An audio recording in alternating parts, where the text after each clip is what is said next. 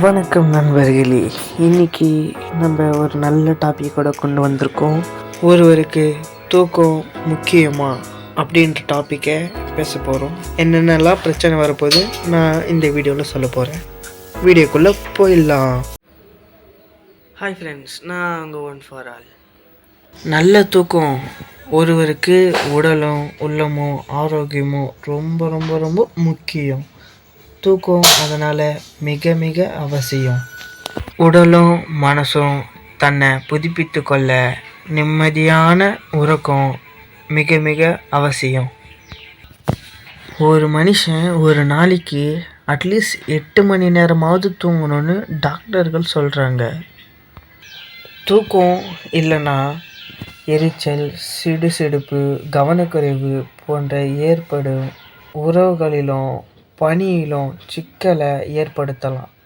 தூக்கம் மனநோய்களை அன்றாட வாழ்வில் ஏற்படும் பிரச்சனை கூட நம்ம தூக்கத்தை கெடுக்கலாம். புதியதொரு சூழ்நிலையில் தூங்கும்போது அந்த இடத்துலையும் நம்மளுக்கு தூக்கம் வராமலே இருக்கலாம். எந்த இடமா இருந்தாலும் தூக்கம் கெடும்.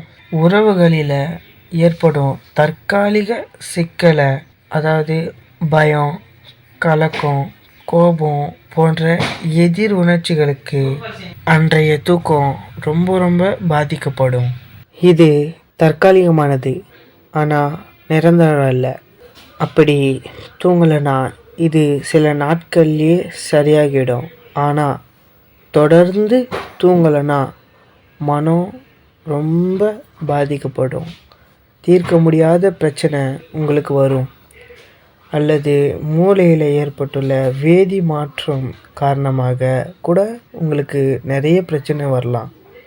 இப்படி இருந்தால் உங்களுக்கு மனநல மருத்துவர் உதவி தேவைப்படலாம். தயங்காமல் போய் பார்க்கலாம். அப்படி நீங்கள் தூங்கலைன்னா கண்டிப்பாக நீங்கள் போய் பார்க்க நேரிடும். அதனால தான் எப்பவும் தூக்கம் மிக மிக முக்கியம்னு பெரியவங்க சொல்லுவாங்க. சரிப்பா, நம்மளுக்கு தூக்கமே வரல, அதுக்குன்னா என்ன காரணம் அப்படின்னு கேட்டிங்கன்னா, இது தூக்கத்துக்கு மட்டும் இல்லை, அனைத்து சத்துக்களும் சரிவிகிதமாக கொண்ட உணவுகளை சாப்பிடுங்க. காய்கறிகளும் பழங்களும் கீரைகளும் அதிகமாக இருக்கணும். முட்டைக்கோஸ், காலிஃப்ளவர், வெங்காயம் போன்ற வாயு உற்பத்தி செய்யும் உணவுகளை, அசைவ உணவுகளையும் தவிர்க்கிறது ரொம்ப ரொம்ப நல்லது. நிறைய தண்ணீர் குடிங்க. இரவு உணவை 8 மணிக்குள்ளே சாப்பிட்றது உங்களுக்கு ரொம்ப ரொம்ப நல்லது. போதுமான அளவுக்கு தினமும் நீங்கள் உடற்பயிற்சி செய்யுங்க. அது உடலுக்கும் மனசுக்கும் ஆரோக்கியத்துக்கும் மிக மிக நல்லது. அதுவும் முடியலையா, உட்கார்ந்த இடத்துல யோகா, மூச்சு பயிற்சி இதெல்லாம் செஞ்சால் கூட உடலுக்கு ஆரோக்கியம்.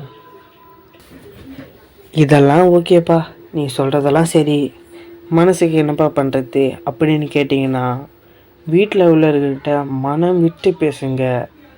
இல்லை வீட்லேயே பிரச்சனைனா உங்கள் ஃப்ரெண்ட்ஸுக்கோ இல்லை சிஸ்டருக்கோ பிரதர்ஸ்க்கோ கால் பண்ணி அவங்கக்கிட்ட என்ன பிரச்சனை சொல்லிட்டு மனம் விட்டு பேசுங்க. மனசுக்குள்ளே எதையும் தங்க வைக்காதீங்க. எல்லாத்தையும் வெளியே தூக்கி போட்டுருங்க.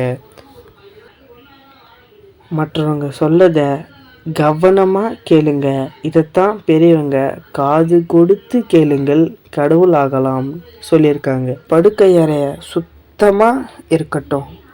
மாலை நேரத்திற்கு பிறகு தேநீர், காஃபி இதெல்லாம் கொஞ்சம் தவிர்க்கிறது நல்லது. நகைச்சுவை, புத்தகம், டிவி சேனல்கள் மனசை எளிதாக்கும். அதனால் அந்த மாதிரி சேனல்களை பாருங்கள். அதாவது மாலை நேரத்தில்.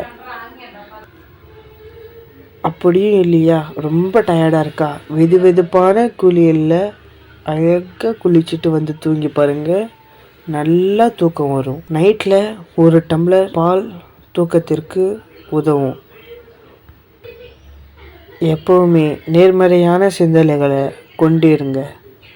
ஏற்கனவே நீங்கள் சந்தித்த பல பிரச்சனைகளிலிருந்து நீங்கள் நினைத்தால் அதிலிருந்து வெளியே வரலாம். அந்த ஒரு ஞாபகத்தை வச்சுக்கோங்க.